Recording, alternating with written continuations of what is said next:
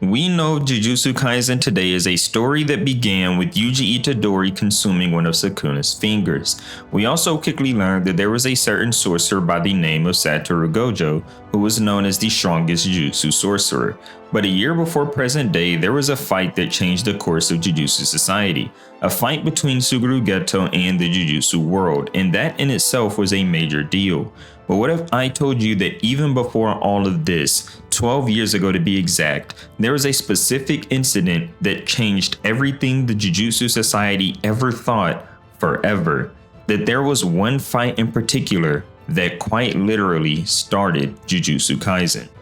First, I want to say if you enjoy JJK content, then I would really appreciate it if you can like the video and subscribe to the channel, as I post videos every couple days on different topics that you guys give me and a few that I come up with myself. Now let's get into the video. 12 years ago, there was a duo known as the Strongest, and this duo was Satoru Gojo and Suguru Geto, who were both students at Jujutsu High School, and they had just been tasked with a mission of capturing the Star Plasma Vessel and bringing her back to Jujutsu High. So they went on the mission and actually successfully captured her. And once bringing her back inside the barrier, Gojo turns off his infinity because he feels that he is safe. But right after turning off his infinity, he gets a sword through the back. And we see a man who we know is Toji Zenin right behind him. But instead, Gojo does not panic. He says, "Do I know you from somewhere?" To which Toji responds, "Don't sweat it. I'm not one to remember some dude's name either." And we know that by this point, we just know that Toji is a sorcerer killer and that he was meant to go kill, Satoru Gojo and capture the Star Plasma Vessel. But by this point, we didn't know all the specifics, about him being Megami's father or anything, and that comes later. We get a flashback to where Toji says, "I once went to see that Gojo kid with the 6 eyes to see what the fuss was all about. It was the first and last time anyone was aware of my presence when I was standing behind them. That is why I waited until you were worn down."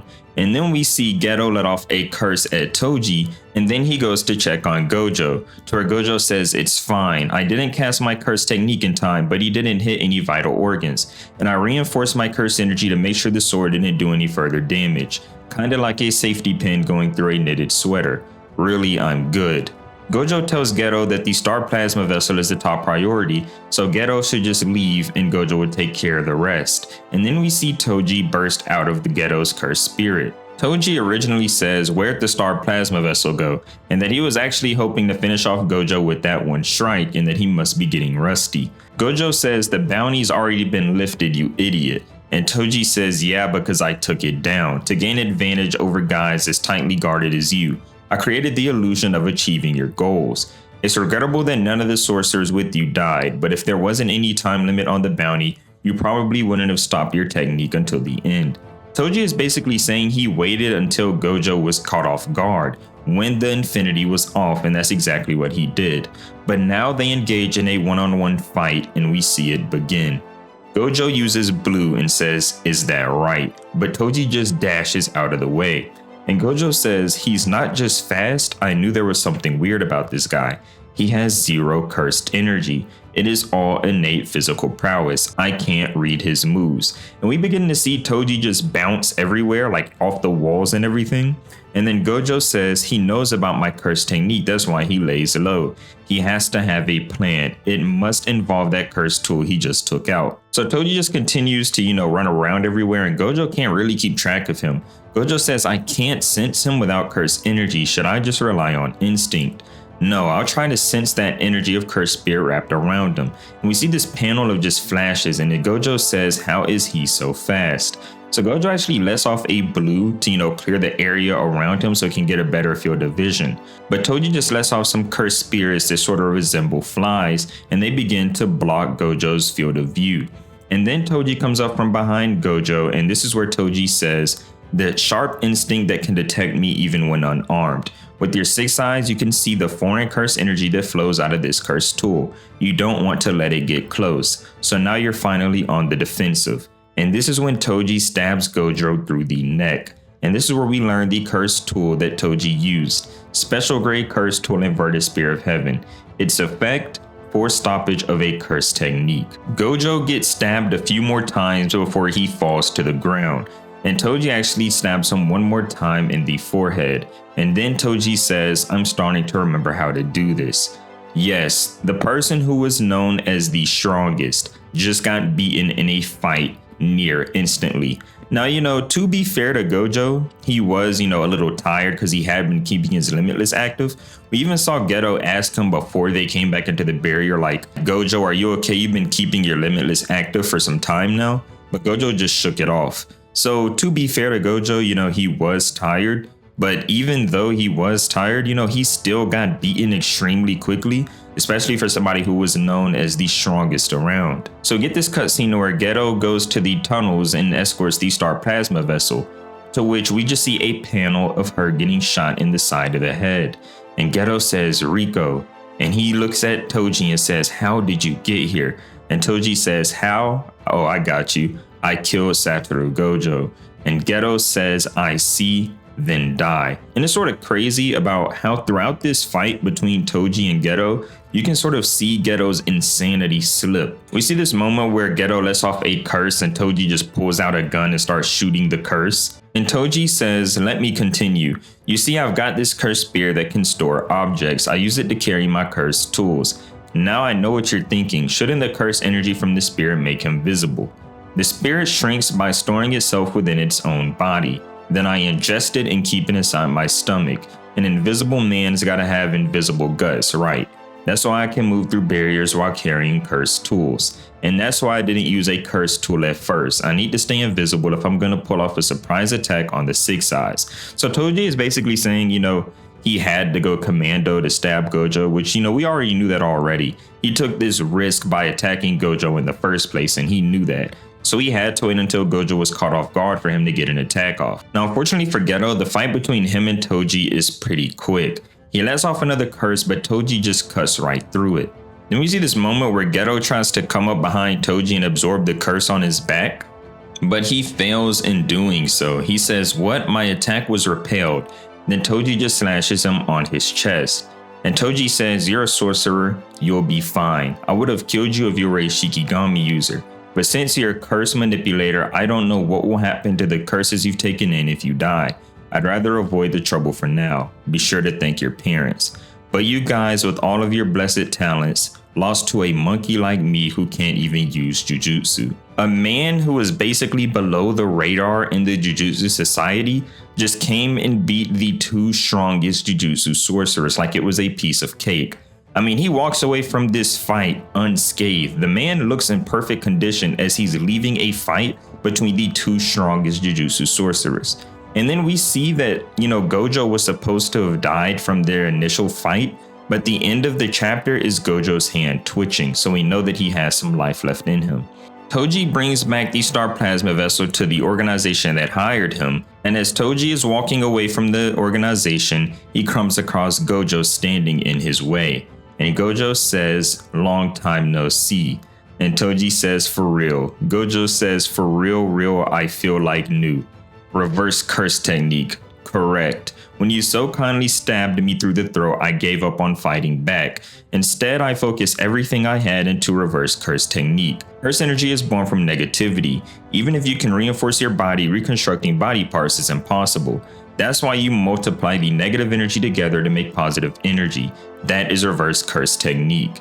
And Gojo just continues to ramble, and Toji even says he's rambling. And if you remember, Gojo was never able to use reverse curse technique. He also wasn't able to use red, which was, the curse technique reversal of the limitless. But Gojo says on the verge of death, he understood the core of curse energy, and that Toji lost, he should have cut his head off, and that he didn't use that curse tool when he stabbed him in the head. Toji says, lost, the battle is just beginning. And Gojo says, what, is that right? Maybe you're right, you're so right. This is one of the most iconic panels in Jujutsu Kaisen, and I would actually say is, probably top 5, because the most iconic panel comes later in the fight. Toji dashes towards Gojo, and this time Gojo just weaves the attack. If you remember earlier, Toji was moving so fast that Gojo couldn't even keep up. But now Gojo is just weaving his attacks with ease. And then we see this moment where Gojo sort of just turns upside down and flies off. And we see a panel where it says the positive energy born from reverse curse technique. flows into the limitless curse technique carved into me. Curse technique reversal, red. So Gojo was now finally able to use red for the first time, and he sends Toji flying. And this is the first time he's actually made Toji bleed in their fight. Toji sort of recovers and says, "My bones aren't broken, so what was that energy wave?" And Toji sort of tries to break down how he can beat Gojo. He says the power to stop motion, the neutral limitless, that's the infinity. Then he says the power to attract, the strengthened limitless, blue. And the power to repel, the curse technique reversal, red. None of them are a problem. His stopping technique hasn't been an issue from the start. I can nullify the attraction technique with my extended reach inverted spear, and as long as I don't mess up the timing, I can use the inverted spear as a shield against his repelling power. Then he feels this uneasiness. Toji tries to say no, it's okay, and he says die. But Gojo says, "Sorry, Amanai, right now I'm not angry for you, nor do I feel vengeful toward anyone. Right now, it's just that everything feels right. Throughout heaven and earth, I alone am the honored one." Toji tries to throw the inverted spear at Gojo by putting it on the end of his chain, but here we learn something about Gojo's technique. Innate techniques that have been passed down through generations have the advantage of how-to manuals. The disadvantage is that word gets out about the techniques, and Gojo says in his mind, "You must be from one of the big three sorcerer families, most likely Zenin. No wonder you knew about blue, red, and the limitless. But this, even within the Gojo family, is known only to a few. Motion and reversal. It is born by colliding both infinites. An imaginary mass rushes forth, hollow technique, purple." And when he hits Toji with this attack, it takes his side completely off.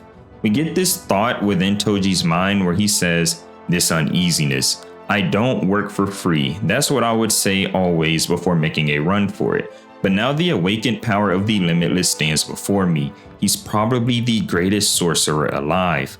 I wanted to discredit it, to crush it, the pinnacle of the Jujutsu world and the Zenin family. I wanted this for self-affirmation, and I deviated from my true self. At that point, I had already lost. I thought I had set aside such petty pride. What Toji is basically saying here is that he didn't need to come back for this round 2 against Gojo. Yes, they did see each other, but he could have ran away from the fight. Instead, he decided to take this fight. He decided to want to crush the pinnacle of the Jujutsu world, so he went back and fought Gojo, and he says himself here at the end that he made a mistake. He gets a flashback of Megami's mother holding Megami and says, "To be proud neither of myself nor others. I chose that path, didn't I?" And Gojo says, "Any last words?" Toji says no, but then Toji gets a flashback of Megami, and he says, "In 2 or 3 years, my kid will be sold off to the Zenin family. Do as you please." And that was the last time Toji was ever alive. This fight was amazing for so many different reasons. We know throughout the Jujutsu society that you basically need curse energy or need curse techniques to be deemed strong, but Toji was an exception. He basically broke the mold for everything the Jujutsu society ever knew. Tengen even said that Toji's existence broke everybody from their destinies, that Toji had shown a new thing within the Jujutsu society, the existence of a being so powerful without this curse energy. And if you're wondering how this fight started Jujutsu Kaisen, we know that because of this fight, Geto quickly went insane. Over a year later, he then declared war on the Jujutsu society. And we know that after he lost the war, his body was captured by Kenjaku. And of course, Kenjaku then carried out his plan. If Geto had just decided to stay sane, if the duo had just remained, if this fight had just never happened, the war against the Jujutsu society never would have happened, Kenjaku never would have gotten Geto's body, and then Gojo and Geto combined would have been able to beat anybody who came across their way. But instead, Geto went insane because of this fight. Geto got his body captured by Kenjaku, and because of this, Gojo was sealed in the recent chapters. We also know that Kenjaku was basically the mastermind behind Jujutsu Kaisen, and that he planted the finger for Yuji to eat. And we sort of know this because, it's hinted at throughout the manga, but it's also just outright said that, Kenjaku is Yuji's mom. So, Kenjaku always sort of had this plan for Yuji to become useful later on. and to become the Eye of the Storm for the new Heian Age. But Tengen says that the reason all of this happens is because all of the keys lined up. The boy who uses cursed spirit manipulation had died, so Kenjaku was able to retrieve his body. If Kenjaku was never able to retrieve his body, nothing in the current day and age would have happened. Who knows how long it would have taken for Kenjaku to find a different powerful body to then carry out his plans. But no, instead, Geto went insane because of this fight. Geto lost his body to Kenjaku because of this fight, so Kenjaku was able to carry out his plans. This fight indirectly started Jujutsu Kaisen as a whole. Nothing would be the same if Toji had decided to just stay home, if Toji had just decided not to fight and take this mission. But because he did, we got the story of Jujutsu Kaisen. I hope you enjoyed the video, and if you did, then please leave a like, and stick around and stay around for some more videos. Go ahead and subscribe, because I post videos every 2 days on different topics that you guys give me and a few that I come up with myself. Thank you for watching. See you next time.